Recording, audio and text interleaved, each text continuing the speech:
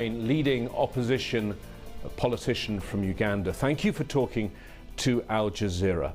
And let me start by asking you to tell us what's wrong with things in Uganda right now.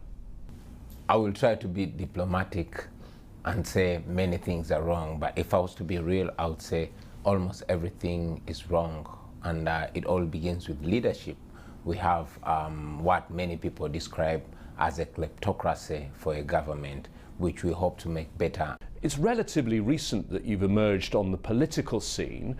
You were, before that, a musician. Why did you decide to go into politics? I'm a musician, social activist, and a ghetto youth who recently, I call it recent, but it's 2 years ago, decided to run and become a member of parliament. So was it a natural evolution from that to politics, or was there a moment that made you decide to get involved in politics? I would say it was a natural evolution, because initially, like any other young man, I was singing about the girls and the parties and everything. But, you know, over time, after realizing that indeed my music and my lyrics was influencing so many people, especially the young people, I decided to channel it to positivity, and it was working well. However, there's this one time about 10 or something years ago when I got a personal attack. I was beaten by my age mate, and my crime was showing off. That is a time when I had just gotten a brand new Escalade, and he claimed that I was showing off as if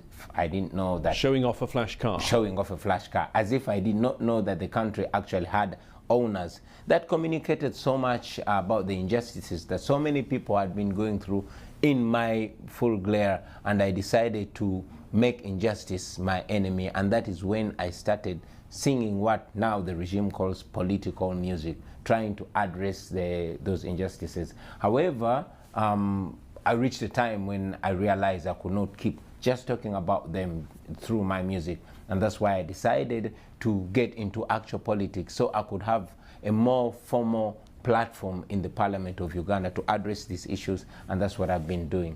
And you've been an MP for 2 years now. Yeah, I've been an MP. But the government's targeting of you has continued since you've been an MP. Not only is your music banned, your concerts banned, but you have faced attack. Tell me about the incident when your driver was killed.